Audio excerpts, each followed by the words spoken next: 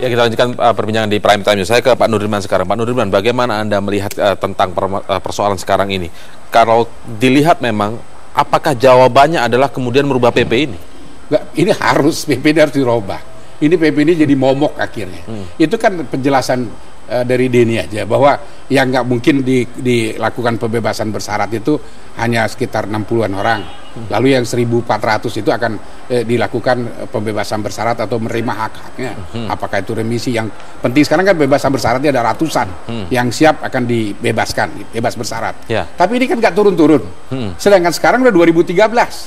Mereka khawatir diperlakukan PP 99 2012 ini yang tertanggal 12 November itu. Pak, tapi bukankah bagus tuh PP itu kemudian memperberat atau mempersulit mendapatkan remisi para bandar narkoba, koruptor, teroris, pelaku terorisme? Nanti dituduh lagi saya tidak pro terhadap pemberantasan korupsi kalau saya ngomong kita ini. Setuju, tapi bagusnya pengadilan. Nah, betul itu Pak Anton. Pengadilan yang memperberat hukuman. Saat vonisnya maksudnya. Vonisnya. Tapi di dalam LP-nya namanya kan lembaga pemasyarakatan, bukan rumah tahanan. Karena itu harus tunduk sebenarnya pasal 34 yang lama itu udah bagus.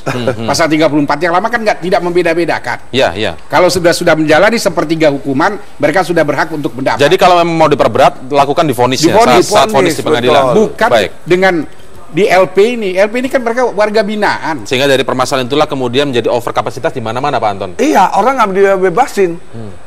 Waktu menteri yang lain-lain kan ada cuti menjelang bebas, ada dapat potongan khusus dan sebagainya semua. Pembebasan bersyarat. Sehingga sekarang terjadi stagnasi begitu. Stagnat sekarang, ini yang saya lihat persoalannya. Walaupun di sisi lain DPR juga sudah memberikan banyak anggaran untuk pembangunan lapas-lapas baru dan sistem split tadi. Jadi saya katakan PP yang diterapkan, PP 99 Denny ini bukan hasil kajian di lapangan. Ini adalah opini publik yang dia bawa ke sini. Ini yang jadi masalah. Opini publik. Makanya akhirnya Wamen itu dibilang apa tadi?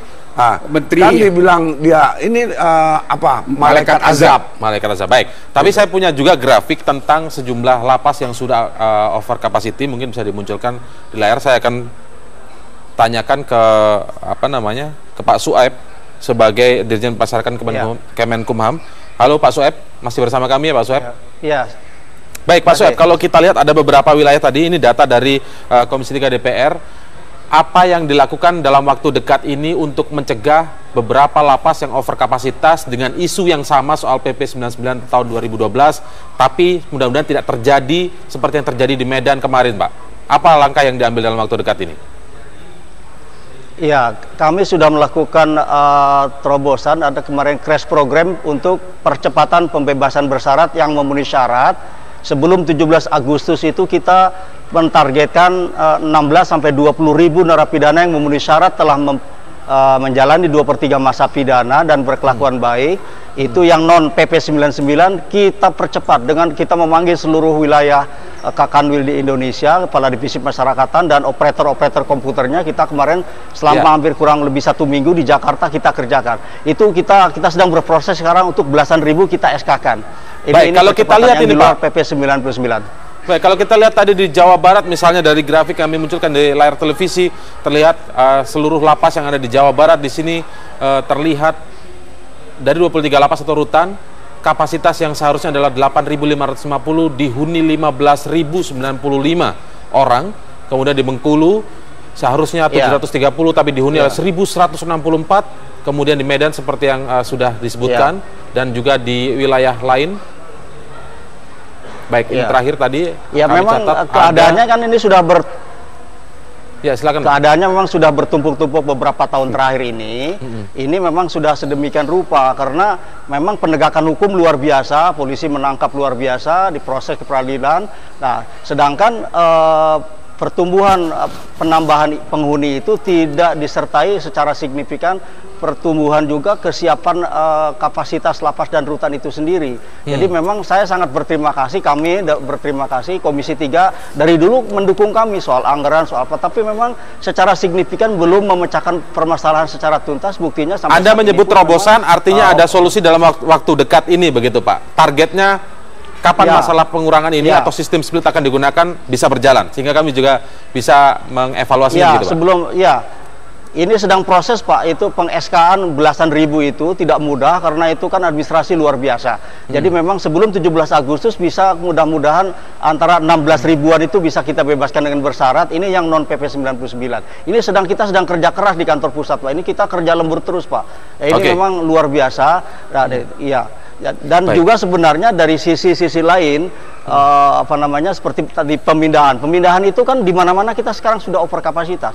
Di Sumatera Utara tadi mohon izin Pak Nudirman tadi menyatakan bahwa misalnya di Siborong-Borong itu tidak over kapasitas. Itu isi kapasitasnya over 350, kapasitas juga ternyata. Ternyata tidak over kapasitas signifikan memang, tapi paling bisa nampung 25 orang lagi di sana karena isinya sekarang 325. Itu Labuan Ruku isi kapasitas 300 diisi 800 dan lain sebagainya. Dan Sumatera Utara ini luar biasa Pak over kapasitasnya. Tapi kita memang terima kasih dukungan Komisi 3. Begini Pak Dirjen, kalau di Sumatera Utara itu secara kapasitas itu 8.861 Pak. Lalu dihuni oleh 9.461. Jadi selisihnya itu sekitar 600 orang Pak. Itu untuk Sumatera Utara. Artinya di Sumatera Utara itu di seluruh lapas yang ada di Sumatera Utara mereka bisa di-split Pak. Dengan itu yang kelebihan yang hanya 800 ini itu bisa akan jauh berkurang, terutama kayak di Tanjung Gusta tadi yang kelebihannya hampir lebih dari 200%.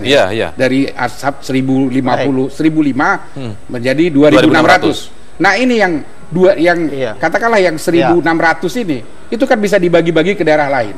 Karena kami tahu sendiri ada misalnya dari penghuni lapas di sana, dia mau ditaruh di Padang Sidumpuan atau di mana. Nah itu kita lihat waktu itu kapasitas di sana, kita pertanyakan langsung ke Kanwil Menkumham di Sumatera Utara waktu itu kita kunjungan kerja Pak. Itu masih memungkinkan. Lalu kita bilang kenapa ini nggak dipindahkan ke sana. Nah ini juga yang menjadi masalah. Saya nggak tahu bagaimana proses yang dilakukan untuk pemindahan, apakah begitu sulitnya. Bahkan saya pernah juga mempertanyakan orang yang berasal dari Payakumbuh, dia di Jawa Timur minta dipindahkan ke Payakumbuh karena di sana sudah begitu over kapasitas, sedangkan di Payakumbuh itu masih kosong, artinya dia bisa tidur dengan enak daripada tidur sambil duduk misalnya. Nah ini kan hal-hal yang mungkin Pak Dirjen tolong dipertimbangkan karena ini bisa aja mereka memang mau karena berasal dari daerah tersebut. Pak Nudirman.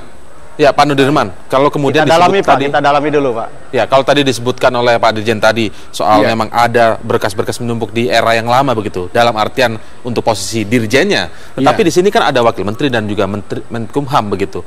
Apakah Komisi 3 akan melakukan evaluasi ini dengan memanggil mereka dalam waktu dekat ini? Menkumham itu kan alergi betul ke Komisi 3 ya. Nggak pernah lagi datang setelah kasus yang terakhir. Jadi kalau kita tuh selalu akhirnya dengan menteri terus kita berhadapan dalam hal ini. Padahal kan yang bertanggung jawab soal LP ini kan Wamenkumham. Karena itu ya kita sangat sesalkan.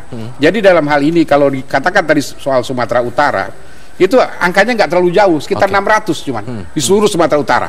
Artinya yang 1.600 yang ada di Tanjung Gusta, kenapa nggak dipindah ke daerah yang lain?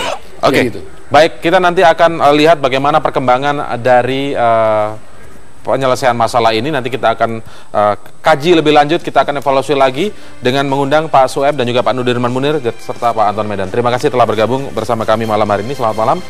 Selamat malam Pak Nudirman dan Pak Sueb, selamat malam. Dan pemirsa, Prime Time News masih akan segera kembali dengan sejumlah informasi lainnya, diantaranya politisi PDI Perjuangan Emir Muiz resmi ditahan KPK. Informasi selengkapnya saat lagi.